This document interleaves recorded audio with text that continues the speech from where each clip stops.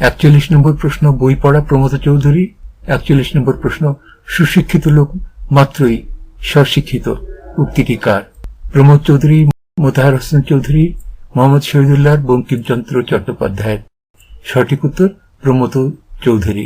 42 নম্বর প্রশ্ন প্রমথ চৌধুরীর মতে আমাদের শিক্ষিত সমাজের লোলদৃষ্টি আজও কিসের উপর পড়ে রয়েছে? সম্মানের, অর্থের, প্রতিপত্তির, সম্পদের। সঠিক উত্তর অর্থের।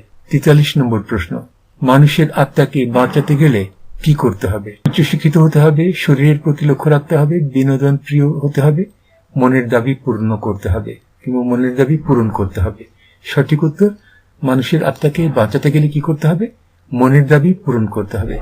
আমরা যে সমস্ত উত্তর বেছে নেব সেগুলি কখনো কখনো দেখব যে আমার নিজের মতের সঙ্গে মিশছে না। লেখক কি মনে করেছেন, কি বলেছেন, সেটির উত্তরটিকে আমরা সঠিক বলে প্রশ্নে আমরা উত্তর করব। 44 নম্বর প্রশ্ন শিক্ষার সর্বপ্রধান অঙ্গ কোনটি? খবরের কাগজ পড়া, লাইব্রেরি গড়ে তোলা, সাহিত্য চর্চা করা, কর্ম অনুশীলন করা। সঠিক উত্তর লেখকের মতে সাহিত্য চর্চা করা। 45 নম্বর প্রশ্ন ব্যাধি সংক্রামক, স্বাস্থ্য নয়, এই উক্তিটি কোন প্রসঙ্গে করা হয়েছে? সংক্রামক মানে ছোঁয়াচে।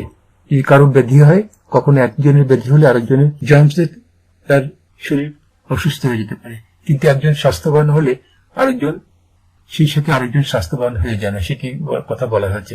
ব্যাধি সংক্রামক, স্বাস্থ্য নয়, এই উক্তিটি কোন প্রসঙ্গে বলা হয়েছে? আমাদের রোগ ব্যাধি সম্পর্কে, আমাদের অশিক্ষা ও কুসংস্কার সম্পর্কে, আমাদের শিক্ষা সম্পর্কিত দৃষ্টিভঙ্গি সম্পর্কে, আমাদের কু অভ্যাস সম্পর্কে। সঠিক উত্তর আমাদের শিক্ষা সম্পর্কিত দৃষ্টিভঙ্গি সম্পর্কে। আমাদের যে দৃষ্টিভঙ্গি রয়েছে সে সম্পর্কে বলা হয়েছে যে ব্যাধি সংক্রামক, স্বাস্থ্য সংক্রামক নয়। অর্থাৎ আমাদের শিক্ষা সম্পর্কিত দৃষ্টিভঙ্গি সম্পর্কে বলা হয়েছে। রোগ ব্যাধি সম্পর্কে যদিও এই কথাটি খাটে, আবার আমাদের অশিক্ষা কুসংস্কার সম্পর্কেও এটি খাটে, আবার আমাদের কু অভ্যাস সম্পর্কেও এটি খাটে, কিন্তু যেটি প্রসঙ্গে বলা হয়েছে এটি হচ্ছে আমাদের শিক্ষা সম্পর্কিত দৃষ্টিভঙ্গি প্রসঙ্গে।